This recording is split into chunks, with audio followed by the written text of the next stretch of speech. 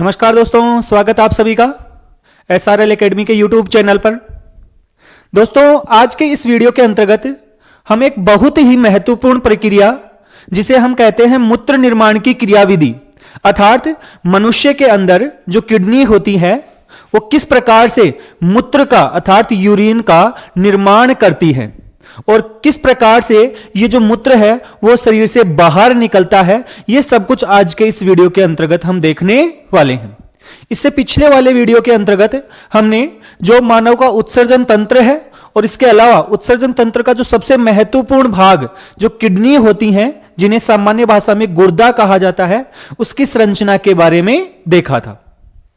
लेकिन वीडियो में आगे बढ़ने से पहले यदि आप हमारे चैनल पर नए हैं, पहली बार हमारे वीडियो को देख रहे हैं, तो सबसे पहले आप हमारे चैनल को सब्सक्राइब जरूर करें, क्योंकि हम हमारे इस चैनल के ऊपर जो बायोलॉजी है उसके जो टॉपिक हैं, जो भी आपके टॉपिक हैं, उनको बहुत ही डिटेल में एग्जाम के हिसाब से सही तरीके से तैयार करवाते हैं।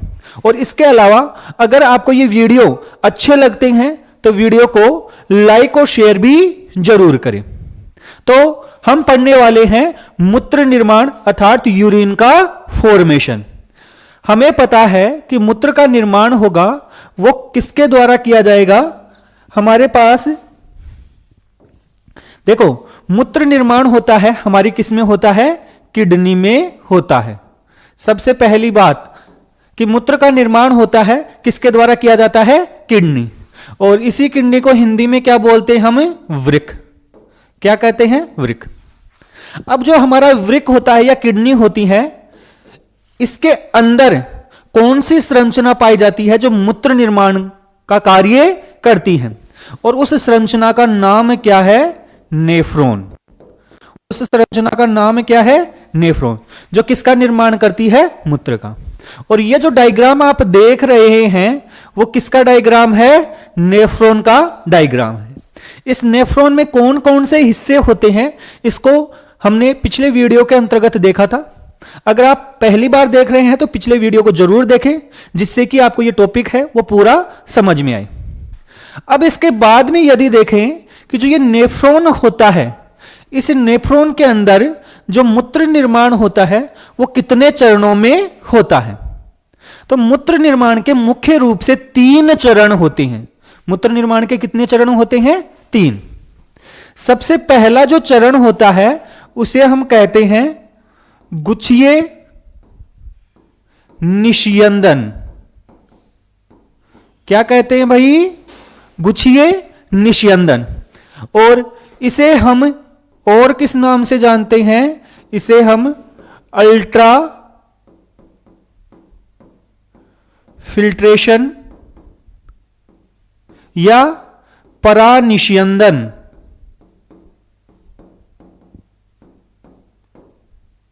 परानिस्यंदन कहते हैं।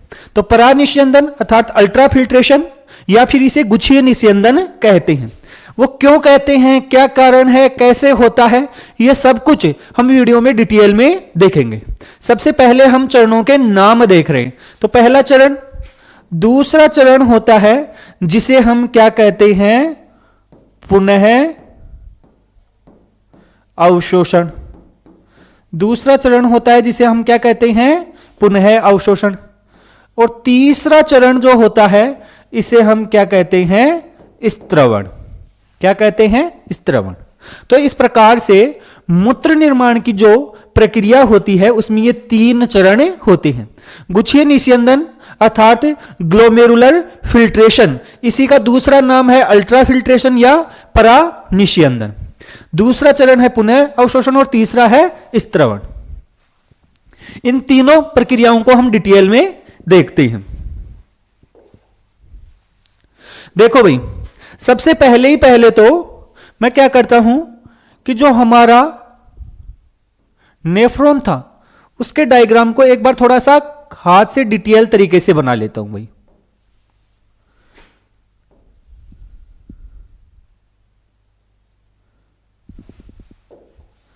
जब हम नेफ्रॉन का डायग्राम बनाते हैं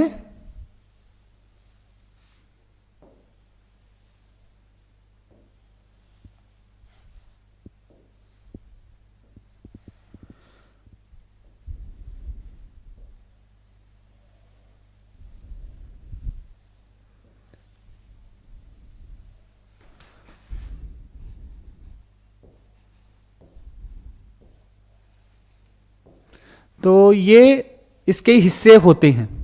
हालांकि इसको हम कल पढ़ चुके थे, लेकिन फिर भी हमें इस डायग्राम की क्या होगी, आवश्यकता होगी।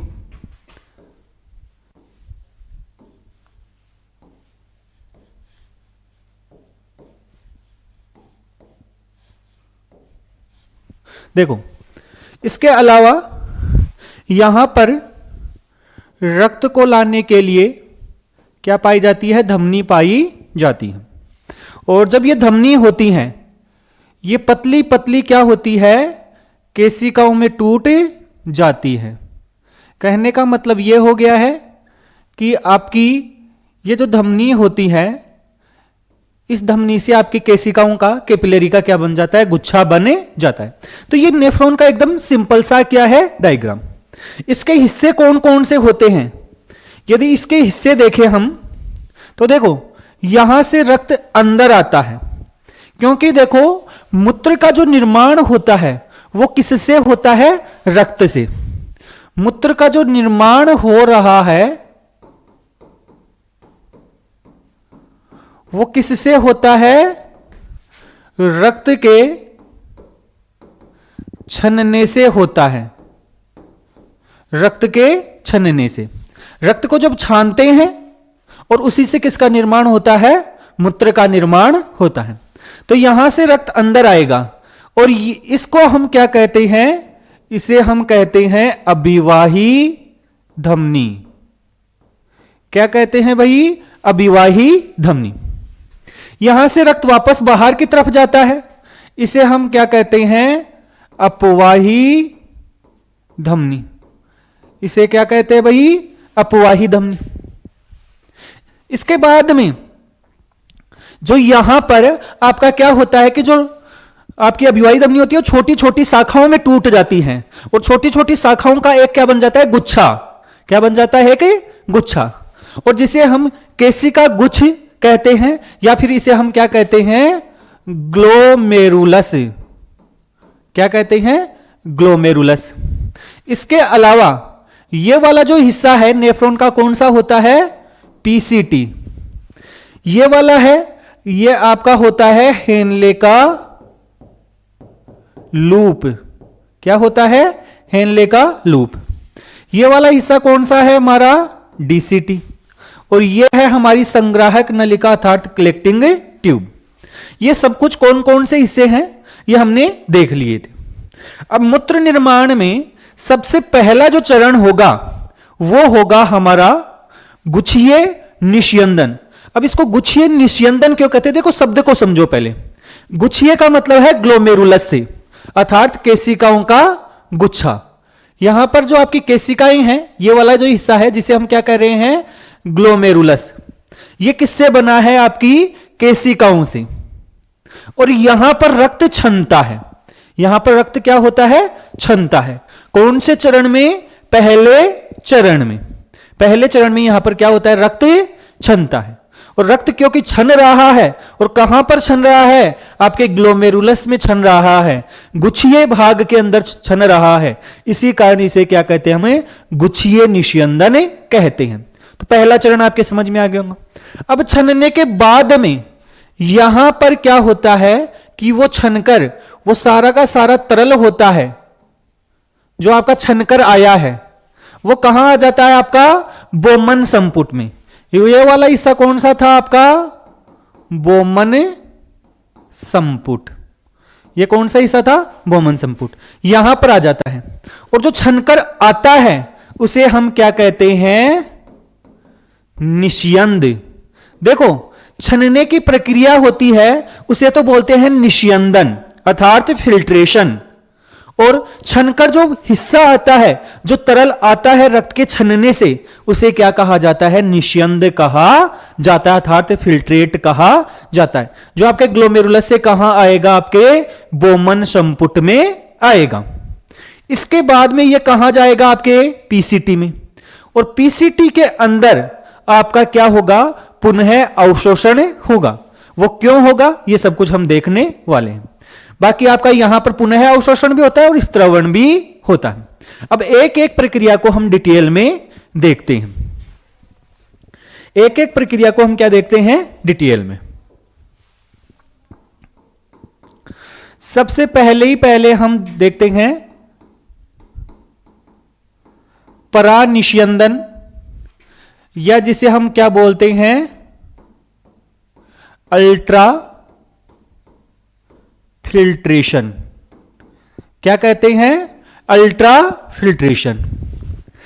सबसे पहली बात तो ये होगा कहां पर, ये कहां पर होगा, तो ये होगा आपका ग्लोमेरुलस, कहां ग्लोमेरुलस व बोमन संपुट के बीच में, बोमन संपुट के बीच। यहां पर आपका रक्त छनेगा, यहां पर आपका रक्त क्या होगा छनेगा, कहां पर ग्लोमेरुलस व बोमन संपुट के बीच में। अब देखो इस हिस्से को हम डिटेल में देखते हैं, थोड़ा एक जूम डायग्राम देखते हैं।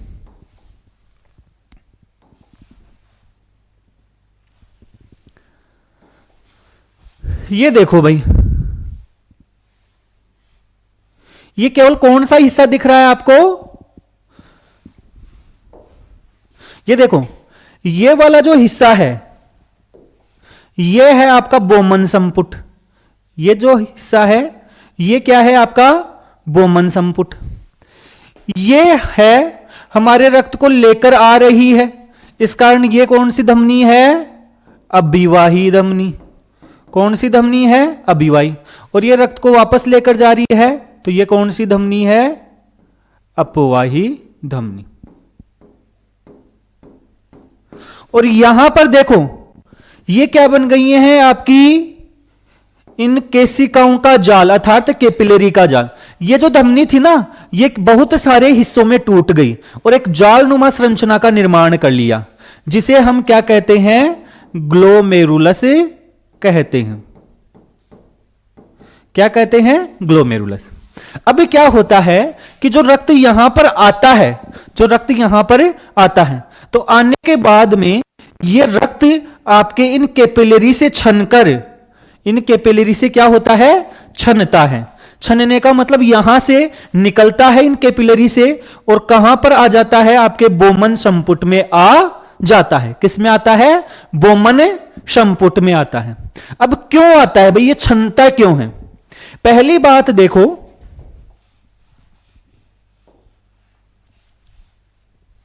पहली बात देखो भाई,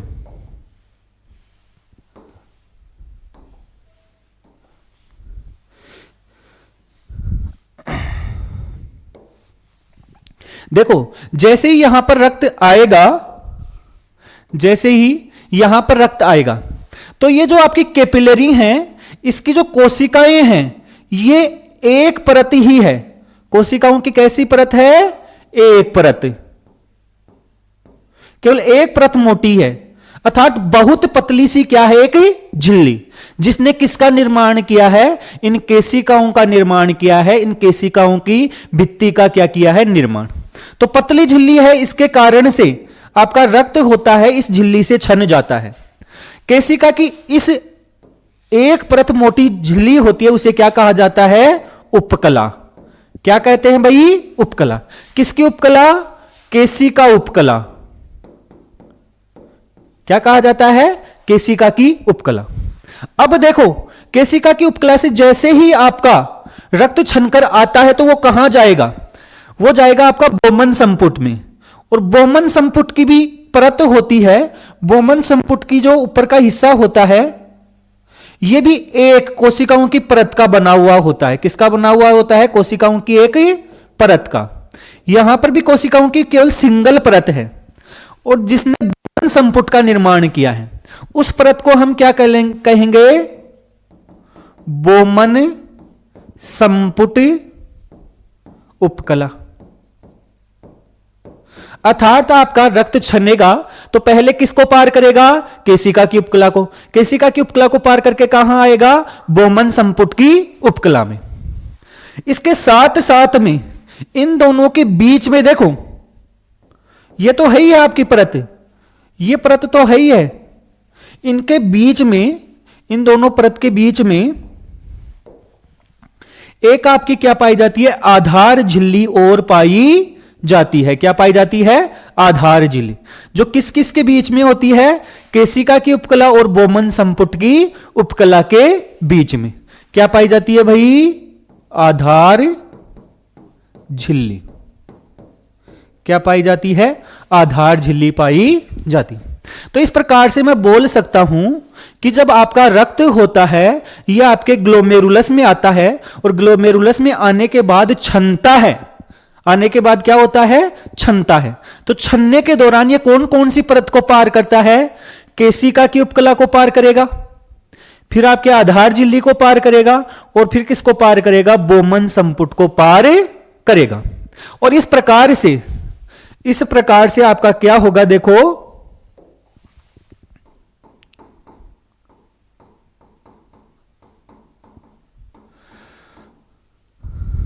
देखो परानिष्यंदन है, कहां पर हो रहा है, अभी आपको बताया है, यह हो रहा है आपका ग्लोमेरुलस व बोमन संपुट के बीच। पहली बात तो यह ध्यान रखनी है। दूसरी बात हमें ध्यान रखनी है कि जब यह पार करता है, छनता है, निष्यंदन जब होता है अर्थात छनना, तो यह कितनी झिल्ली को पार करता है, 3, और इसे हम क्या कहते हैं, निष्यंदन झिल्ली। क्या कहते हैं, निष्यंदन झिल्ली कहते हैं। किस किस चीज से मिलकर बनी है, केशिका उपकला प्लस आधार झिल्ली प्लस किससे बना है, आधार झिल्ली प्लस आपकी किसकी उपकला, बोमन संपुट उपकला। तो इन 3 परत के मिलने से आपकी किसकी, आपकी निष्यंदन झिल्ली का क्या होता है, निर्माण होता है। यहां तक की बात जब हमें समझ में आ गई, तो अब इसके बाद में हमें क्या देखना है, इसके बाद में हमें देखना है कि यहां पर जो छनने की प्रोसेस हो रही है, ये रक्त के छनने की प्रोसेस हो रही है, ये क्यों हो रही है। देखो यहां से रक्त अंदर आ रहा है और यहां से रक्त बाहर जा रहा है। एक बात हमें यह ध्यान रखनी है कि यहां से जब रक्त अंदर आता है तो ये वाली जो धमनी है अर्थात अभिवाही धमनी, ये थोड़ी सी क्या होती है, मोटी, और ये क्या होती है, थोड़ी सी पतली। अर्थात ये कैसी है, पतली, और ये कैसी है, मोटी। कहने का मतलब रक्त ज्यादा आ रहा है और कम बाहर निकल रहा है, कम बाहर निकल रहा है। और जब बाहर कम निकल रहा है, ज्यादा आ रहा है, इसका मतलब रक्त कहां पर इकट्ठा हो रहा है, आपके ग्लोमेरुलस में इकट्ठा हो रहा है। और ग्लोमेरुलस में जब इकट्ठा हो रहा है, रक्त ज्यादा हो रहा है, तो यहां पर दाब उत्पन्न हो रहा है। क्या उत्पन्न हो रहा है, दाब उत्पन्न हो रहा है। और क्योंकि यहां पर जो ये निष्यंदन होता है, निष्यंदन मतलब छनने की प्रोसेस, ये किसके साथ होती है, दाब के साथ। किसके साथ होती है, दाब। और क्योंकि ये दाब के साथ होती है, इसी कारण इसे क्या कहते हैं, परानिष्यंदन कहते हैं। क्या कहते हैं, परानिष्यंदन कहते हैं। अब जब रक्त छनता है तो छनेगा तो यहां से यहां आएगा, तो आएगा। तो इस समय आपको ध्यान रखना है कि जो ये झिल्ली है, कौन सी वाली, बोमन संपुट वाली, इसमें कौन सी कोशिका पाई जाती है, इसमें कोशिका का एक नाम है, इसमें कोशिका का क्या है, एक नाम, जिसे हम क्या कहते हैं, पोडोसाइट कोशिका। क्या कहते हैं, पोडोसाइट कोशिका कहते हैं। और ये पोडोसाइट कोशिका होती है, एक विशेष प्रकार की कोशिका होती है, जिसमें क्या होते हैं, छोटे छोटे क्या होते हैं, छिद्र पाए जाते हैं। क्या पाए जाते हैं भाई, छोटे छोटे छिद्र। और इन्हीं छिद्रों से क्या होता है, अर्थात ये कैसी होती है, छिद्रित कोशिका होती है। कैसी कोशिका है, छिद्रित। और इन्हीं छिद्रों से क्या होता है, आपका रक्त होता है, यह छनकर कहां पे आता है, आपके इस बोमन संपुट के गुहा के अंदर आता है। इस बोमन संपुट की गुहा में आता है। तो यह सारी बात हो गई है कि इसको निस्यंदन क्या है, परानिस्यंदन क्या है, कौन सी झिल्ली बनी है, कैसे क्या बना है और कहां पर यह परानिस्यंदन की प्रक्रिया हो रही है। तो आपका रक्त छन छन कर किस में आ जाता है, बोमन संपुट में आ जाता है। इसके बाद में ध्यान से देखो भाई, जब रक्त छनता है, ये देखो आपका बोमन संपुट है और यहां पर क्या है भाई, ये अभिवाही धमनी यहां से निकल रही है, अपवाही धमनी, और ये आपका क्या बन गया है, ऐसे ग्लोमेरुलस। तो यहां पर रक्त आ रहा है, किसके पास है, नेफ्रॉन के पास। तो नेफ्रॉन के पास कितना रक्त आता है, नेफ्रॉन के पास जो हमारी दोनों किडनी होती हैं, वृक्क होते हैं, उन वृक्क में लगभग 1100 से 1200 ml रक्त होता है, 1100 से 1200 ml रक्त होता है, प्रति मिनट आता है। 1100 से 1200 ml रक्त प्रति मिनट कहां पे आता है, आपके नेफ्रॉन में आता है, और नेफ्रॉन में आकर कहां पे आ जाता है, आपका इस ग्लोमेरुलस में आ जाता है। अब ग्लोमेरुलस में रक्त आ गया, यहां से रक्त छनेगा, और छनेगा वो किसके साथ छनेगा, दाब के साथ छनेगा। किसके साथ छनेगा, दाब के साथ। दाब के साथ क्यों छनेगा, क्योंकि यहां पर एक दाब उत्पन्न होता है, यहां पर क्या होता है, एक दाब उत्पन्न। और यहां का जो दाब होता है वो कितना होता है, ध्यान से सुन लेना, यहां का अल्टीमेटली दाब होता है वो 10 mmHg होता है। कितना होता है, 10 mmHg, जो कहां पर होता है, ग्लोमेरुलस में। और ये जो दाब होता है इसे हम कहते हैं नेट फिल्ट्रेशन प्रेशर। क्या कहते हैं हमें, नेट फिल्ट्रेशन प्रेशर। और ये किस कारण उत्पन्न हुआ है, क्योंकि रक्त आ ज्यादा रहा है और निकले कम रहा है, इसके कारण यहां पर एक दाब उत्पन्न हो गया है। और दाब उत्पन्न हो रहा है तो इसके कारण से रक्त छन छन कर कहां आ जाता है, आपका निस्यंदन झिल्ली से होता हुआ कहां पे आ जाता है, बोमन संपुट में आ जाता है। अब कौन कौन सी चीज छनती हैं, देखो हमारा रक्त है, इस रक्त में प्लाज्मा भी है और इसमें कोशिकाएं भी हैं। एक तो क्या है हमारे रक्त में, प्लाज्मा, और एक क्या है, कोशिकाएं। तो कोशिकाएं छनकर नहीं आती हैं, कोशिका तो आपकी किसके अंदर रहती हैं, इन्हीं कोशिकाओं के अंदर ही रहती हैं। फिर छनता कौन है, प्लाज्मा। कौन छनता है, प्लाज्मा। अब प्लाज्मा कितना भाई, 1 मिनट में रक्त आ रहा है कितना आपका, 1100 से 1200 ml, और उसका लगभग 55% क्या है, प्लाज्मा। 55% क्या है, प्लाज्मा। तो मोटा मोटा हम मान लेते हैं कि लगभग 600 से लेकर 650 ml प्लाज्मा है, वो यहां पर आया है। तो क्या ये पूरा छनकर यहां पर आ जाएगा, तो पूरा नहीं छनता है। इस प्लाज्मा में से प्रोटीन नहीं छनता है, प्रोटीन छनकर आपका कहां नहीं आता है, बोमन संपुट में नहीं आता है। तो कौन कौन आता है, देखो जल छन जाता है, ग्लूकोज छन जाता है, एमिनो अम्ल छन जाता है, और आयन होते हैं, ये छनकर आपके किस में आ जाते हैं, ये सारे के सारे कहां आ जाते हैं, आपके बोमन संपुट में आ जाते हैं। तो रक्त से कौन कौन सी चीजें छन छन कर आएंगी, जल, ग्लूकोज, एमिनो अम्ल और आयन। और ये कहां पर आ गए हैं भाई, ये आ गए यहां पर। देखो एक तो क्या आ गया है, जल, एक क्या आ गया है, ग्लूकोज, एक क्या आ गया है, एमिनो अम्ल। इसके अलावा और क्या आ गया भाई, सोडियम, और क्या, पोटेशियम, और क्या आ गया है आपका क्लोराइड, और क्या आ गया है, बाइकार्बोनेट।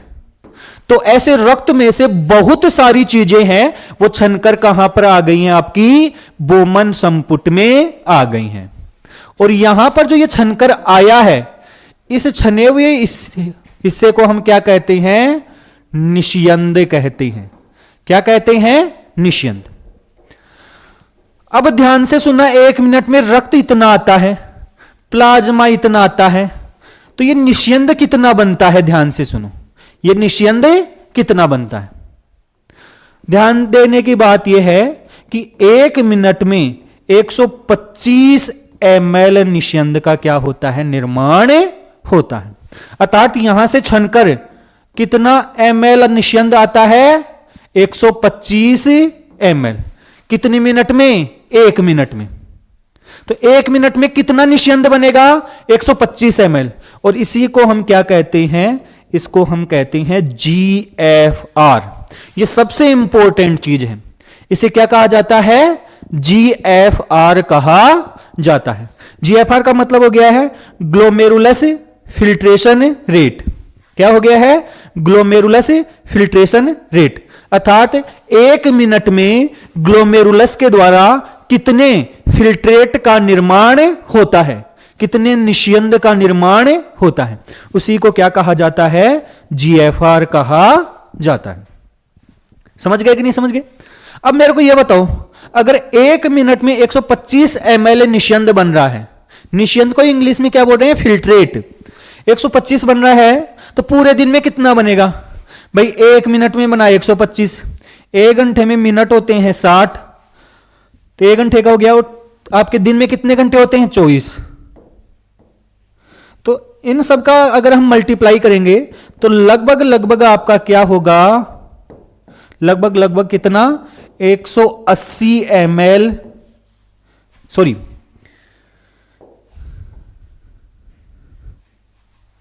लगभग आपका क्या होगा, 180 लीटर निस्यंद का क्या होगा, निर्माण होगा। तो परानिस्यंदन की प्रक्रिया के द्वारा 1 मिनट के अंदर 125 ml फिल्ट्रेट अर्थात निस्यंद होता है, उसका निर्माण किया जाता है। और इस हिसाब से देखा जाए तो पूरे दिन में अर्थात 24 घंटे में लगभग 180 लीटर फिल्ट्रेट होता है, 180 लीटर निस्यंद होता है, उसका निर्माण होता है। लेकिन क्या हम एक दिन में 180 लीटर सुसु है उसको बाहर निकालते हैं? इतना थोड़ी निकलता है। अरे हमारे शरीर का वजन होता है वो लगभग 70-80 किलो होता है, तो 180 लीटर कहां से बाहर निकालेंगे? इसका मतलब यह हुआ कि यह पूरा का पूरा फिल्ट्रेट होता है, यह मूत्र नहीं बनाता है, इसका बहुत बड़ा हिस्सा होता है, उसको वापस हम क्या कर लेते हैं, अवशोषित कर लेते हैं। तो यह पहली प्रोसेस हो गई है, हमारी पहली प्रक्रिया हो गई है, जिसे हम क्या बोलते हैं, परानिस्यंदन। तो परानिस्यंदन की प्रक्रिया आपको समझ में आ गई होगी, कहां पर होती है, कैसे होती है, कौन कौन से हिस्से होते हैं, यह सब कुछ आपको बता दिया गया है। यह मूत्र निर्माण की सबसे महत्वपूर्ण क्रियाविधि होती है, सबसे महत्वपूर्ण भाग होता है। जब पहली चीज हमने पढ़ ली तो अब हम देखते हैं कौन सी दूसरी चीज। दूसरा है हमारा क्या, पुनः अवशोषण। दूसरा क्या होता है भाई, पुनः अवशोषण। और यह पुनः अवशोषण होगा कहां पर? यह पुनः अवशोषण होता है हमारी वृक्क नलिकाओं में। कहां पर होता है? वृक्क नलिकाओं में। जैसे हमने पढ़ा था परानिस्यंदन कहां होता है हमारा, ग्लोमेरुलस में, ग्लोमेरुलस और बोमन संपुट के बीच में।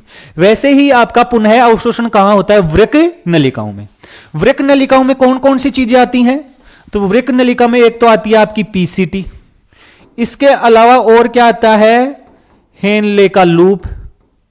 क्या आता है आपका, हेनले का लूप। और इसके अलावा और क्या आता है आपकी डीसीटी, और क्या आती है आपकी कलेक्टिंग ट्यूब्स। अर्थात इन सब में हमारा क्या होता है, पुनः अवशोषण होता है। अब ये पुनः पुनः का मतलब होता है दोबारा से, और अवशोषण का मतलब होता है वापस ले लेना। अब किस चीज को वापस ले? देखो हमारा जो परानिस्यंदन हुआ है, क्या हुआ है, परानिस्यंदन।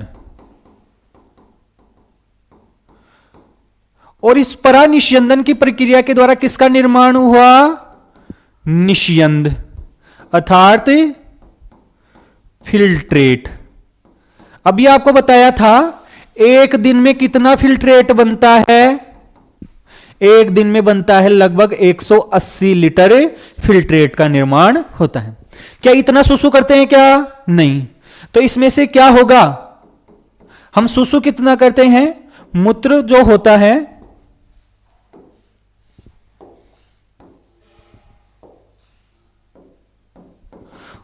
वो एक दिन में होता है आपका 1 से लेकर 1.5 लीटर। मोटा मोटा मान ले कि इसका लगभग क्या हो गया, 1%। कितना हो गया भाई, 1%। अर्थात जो निष्यंद बनाए वो 180 लीटर और मूत्र जो हम त्यागते हैं वो होता है 1.5 लीटर, अर्थात 1% ही मूत्र होता है। तो बाकी का इसका जो 99% हिस्सा होता है, निष्यंद का 99% हिस्सा होता है, इसका क्या हो जाता है, पुनः अवशोषण हो जाता है। निष्यंद के लगभग 99% भाग का क्या होता है, आपका पुनः अवशोषण होता है। अब ये पुनः अवशोषण कहां कहां पर कैसे कैसे होता है, ये सब कुछ हम देखने वाले हैं। जब हम पुनः अवशोषण को देखते हैं तो सबसे पहले तो मैं किसका निर्माण कर लेता हूं, मैं देख लेता हूं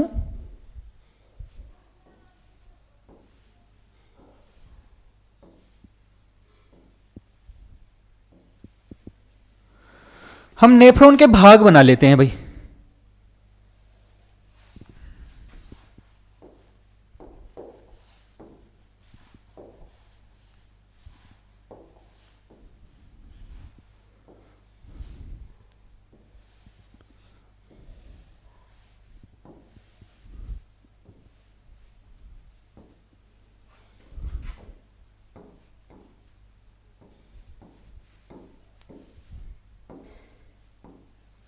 तो ये हमारे नेफ्रॉन के मुख्य हिस्से हो गए। ये हो गया है हमारा क्या, पीसीटी, ये हैनले का लूप, और ये कौन सा हो गया है हमारा, डीसीटी, और ये हो गया हमारी कलेक्टिंग ट्यूब्यूल्स। और पुनः अवशोषण यहां पर ही होगा। तो सबसे पहले पुनः अवशोषण कहां होगा हमारा, पीसीटी में। पीसीटी में पुनः अवशोषण देखो किस किस चीज का होता है, पीसीटी में पुनः अवशोषण किस किस चीज का होता है। देखो हमारा जो निस्यंद था, यहां ऐसे मान लो ये निस्यंद था, कहां पर, बोमन संपुट में। और इस बोमन संपुट में जो निस्यंद है उसमें क्या क्या है, इसमें जल है, और क्या है, इसमें ग्लूकोज है, इसमें क्या है, एमिनो अम्ल है, इसमें क्या है आपका आयन है अर्थात सोडियम है, इसके अलावा पोटेशियम है, इसके अलावा क्लोराइड है, इसके अलावा बाइकार्बोनेट है। तो ये सारी की सारी चीजें किसमें पाई जाती हैं, हमारे निस्यंद में पाई जाती हैं। अब इसमें से ज्यादातर हिस्सा, कहने का मतलब 99% का क्या होगा, पुनः अवशोषण। अब 99% का पुनः अवशोषण होगा तो सबसे पहला पुनः अवशोषण होगा हमारा पीसीटी में। ध्यान से सुन लेना कि 60 से लेकर 70%, सॉरी इसको हम दोबारा लिख सकते हैं कि 70 से लेकर 80% पुनः अवशोषण होता है हमारा किसमें होता है, तो वो होता है हमारी किसमें, पीसीटी में, अर्थात समीपस्थ कुंडलित नलिका में। यहां पर किस किस चीज का पुनः अवशोषण होगा, तो देखो यहां पर एक तो जो पुनः अवशोषण होगा वो होगा किसका, सोडियम का। किसका पुनः अवशोषण होगा, सोडियम। अर्थात जो सोडियम इस फिल्ट्रेट के अंदर थी, निस्यंद के अंदर थी, वो आपकी कहां निकल जाएगी, बाहर, और वापस किसको दे देंगे हमें, रक्त को। किसको दे देंगे, रक्त को। तो यहां पर मैं रक्त वाहिनी बना देता हूं एक, ऐसे रक्त वाहिनी होती है। तो हमारा सोडियम है, ये आपका यहां से निकलकर किस में चला जाएगा, रक्त वाहिनी में। तो एक तो सोडियम। अब ध्यान से सुनना, सोडियम का जो ये पुनः अवशोषण होता है, ये अपने आप होता है या हम जोर लगाकर करते हैं या ऊर्जा लगाकर करते हैं। तो अगर अपने आप होता है तो उसे तो हम क्या बोलते हैं, निष्क्रिय परिवहन। और अगर ऊर्जा के द्वारा करवाया जाता है तो उसे बोलते हैं सक्रिय परिवहन। तो सोडियम का जो पुनः अवशोषण हो रहा है, यह कैसा हो रहा है, सक्रिय। कैसा हो रहा है, सक्रिय। क्यों भाई, क्योंकि यहां पर जो पुनः अवशोषण हो रहा है वहां पर एक पंप कार्य करता है। कौन कार्य करता है, पंप। और इस पंप का नाम होता है आपका सोडियम पोटेशियम पंप। क्या कहते हैं इसको? Sodium potassium pump. और ये सोडियम पोटेशियम पंप क्या होता है, इस आपकी पीसीटी में से इस सोडियम को खींचकर आपके किसके अंदर डाल देता है? रक्त में डाल देता है। ध्यान सुनना, सोडियम जाता है ना तो अकेला नहीं जाता, सोडियम अकेला नहीं जाता, सोडियम अपने साथ एक चीज को और पकड़ के लेके जाता है। अरे भाई ऊर्जा देकर जा ही रहे हैं, बाइक लेकर कहीं पर जा ही रहे हैं तो एक को पीछे और बैठा के लेके चल लो। तो ये क्या करता है? ये क्या करता है? ग्लूकोज को भी साथ ले जाता है। किसको साथ ले जाता है? ग्लूकोज को। और किसको साथ ले जाता है? और ले जाता है एमिनो अम्लों को। अर्थात सोडियम अपने साथ साथ किसको भी ले जाता है? हमारे पोषक पदार्थों को भी ले जाता है, क्योंकि हम ग्लूकोज को शरीर से बाहर नहीं निकालना चाहते। अरे ग्लूकोज तो हमारी जरूरत है, उसको शरीर से बाहर थोड़ी निकालेंगे, उस ग्लूकोज को तो वापस ले लेंगे, एमिनो अम्ल को भी वापस ले लेंगे। समझ गए कि नहीं समझ गए? तो यहां पर पीसीटी में आपका लगभग पूरे के पूरे ग्लूकोज का और एमिनो अम्ल का अर्थात प्रोटीन का क्या हो जाता है? पुनः अवशोषण हो जाता है। जैसे ही सोडियम जाता है, सोडियम के साथ कौन जाता है? जल जाता है। सोडियम के साथ कौन जाता है? जल। सोडियम गया था, सोडियम क्या हो गया था? गया था। तो इसके साथ जल चला गया, और जैसे ही जल जाएगा उसके पीछे पीछे अन्य जो आयन होते हैं, अन्य जो भी आयन है, जैसे आपका हो गया सोडियम के साथ साथ जो अन्य आयन है, क्लोराइड हो गया, पोटेशियम हो गया, बाइकार्बोनेट हो गया, इनका भी क्या हो जाता है? पुनः अवशोषण हो जाता है। तो यहां पोटेशियम हो गया, इसके अलावा बाइकार्बोनेट हो गया, इनका क्या होता है? पुनः अवशोषण हो जाता है। तो इस कारण आपको याद रखना है कि ज्यादातर पुनः अवशोषण कहां पर होता है? आपका पीसीटी में होता है। कहां पर होता है? पीसीटी में। 70 से 80% पुनः अवशोषण यहां पर होता है। जब यहां पर यह निकल गया तो इस चीज का क्या हो गया है? पुनः अवशोषण हो गया। तो यह तो हो गया हमारा किसमें? पुनः अवशोषण हो गया है आपका पीसीटी में। अब पीसीटी के बाद में इसमें से ज्यादातर का पुनः अवशोषण हो गया, इसके बाद में ये फिल्ट्रेट किस ओर आ रहा है? नीचे की ओर। और नीचे की ओर आया तो ये किस में आ गया? हेनले के लूप में। किस में आ गया है? हेनले के लूप। और हेनले के लूप में जब आ गया, अब ध्यान से सुनो, ये हेनले का लूप होता है, इसकी 3 भुजा होती हैं, 3 हिस्से होते हैं, सॉरी। इसको तो हम क्या बोलते हैं? ये तो है हमारी अवरोही भुजा। अवरोही का मतलब नीचे की ओर आ रही है। ये हेनले का लूप, और इसे हम क्या बोलते हैं? आरोही भुजा। इसे क्या बोलते हैं? आरोही भुजा। तो देखो, जैसे ही फिल्ट्रेट नीचे की ओर आया तो कौन सी भुजा में आया? अवरोही भुजा में। कौन सी भुजा में? अवरोही भुजा में। ये अवरोही भुजा होती है, ध्यान से सुनना, जल के लिए तो क्या होती है? पारगम्य। अर्थात यहां से पूरी चीजों का पुनः अवशोषण नहीं हो सकता, केवल किसका पुनः अवशोषण होगा? जल का। कौन सी चीज? जल। फिर आयन इसके पीछे पीछे आना चाहते हैं। अभी आपको बताया था जल के पीछे पीछे कौन जाता है? आयन। लेकिन हमारी जो ये अवरोही भुजा होती है, ये आयन के लिए क्या होती है? अपारगम्य होती है। आयन के लिए कैसी होती है? अपारगम्य।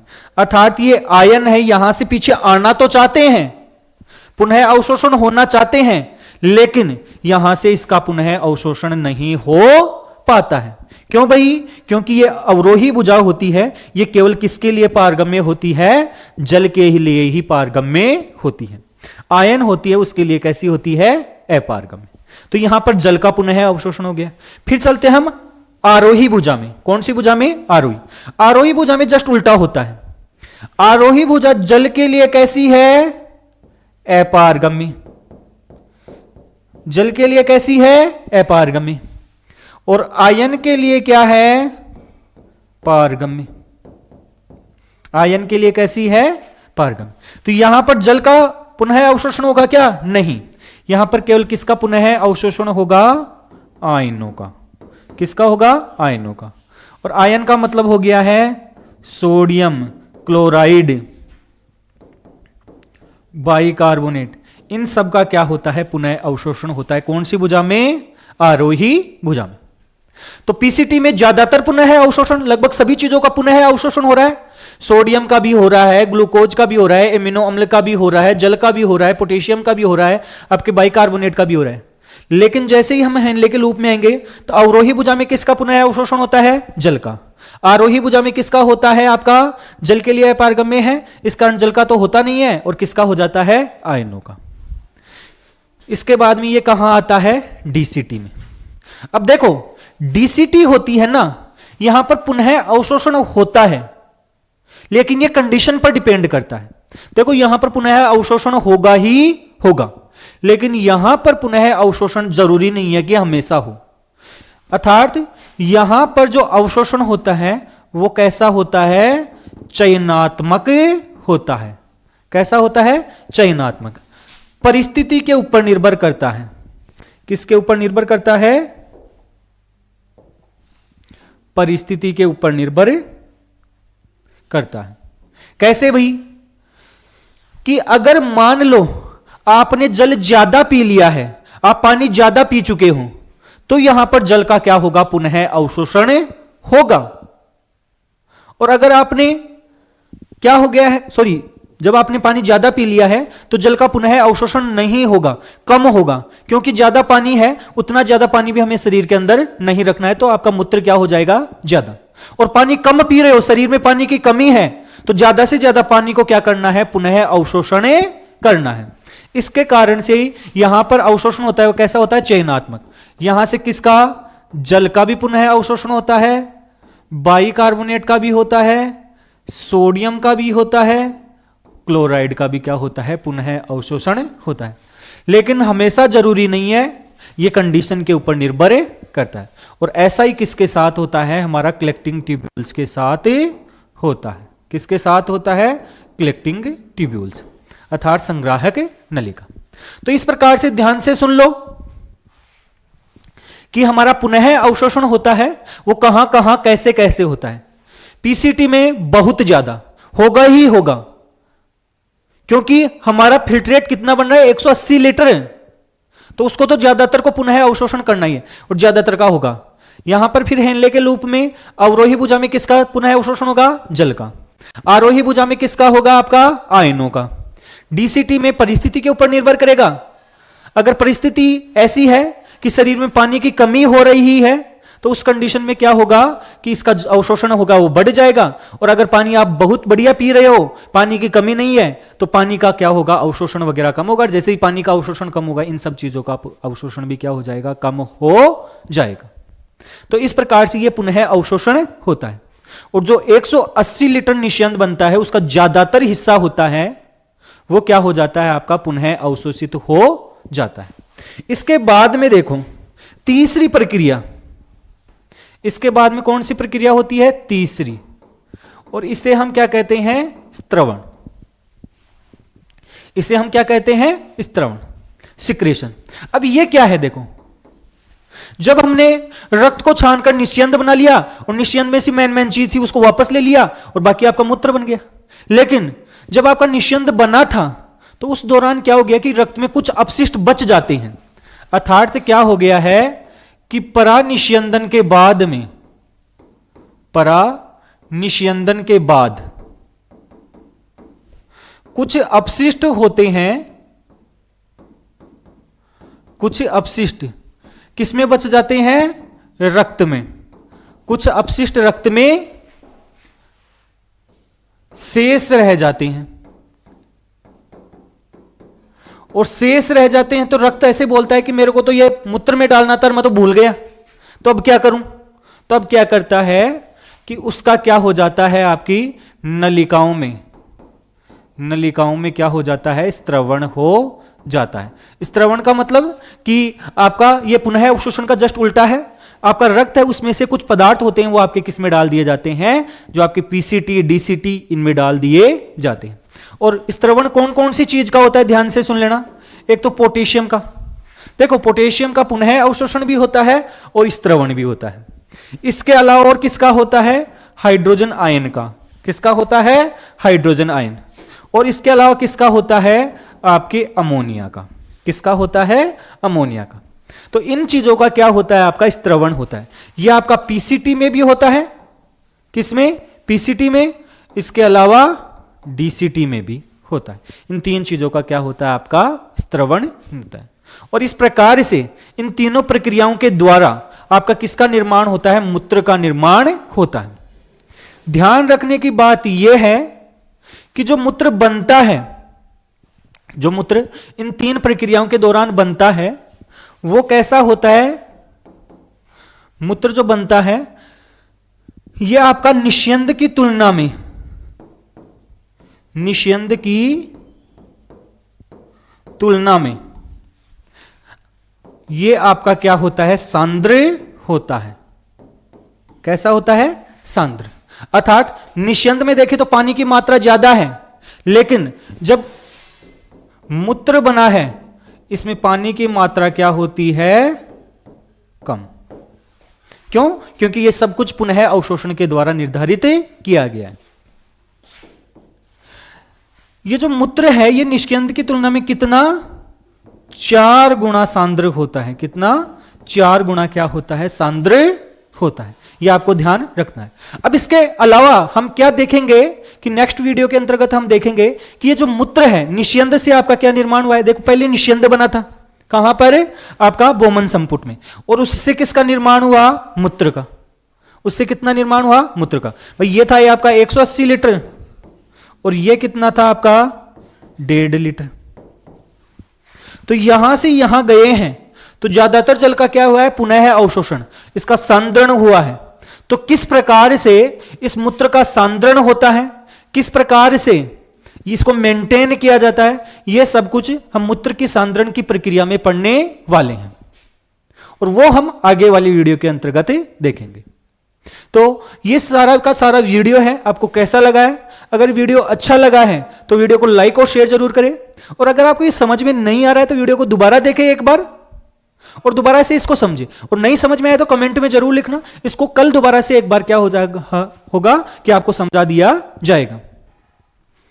तो आपको वीडियो अच्छा लगे तो वीडियो को लाइक और शेयर जरूर करें और इसके अलावा हमारे चैनल को सब्सक्राइब भी जरूर करें। धन्यवाद।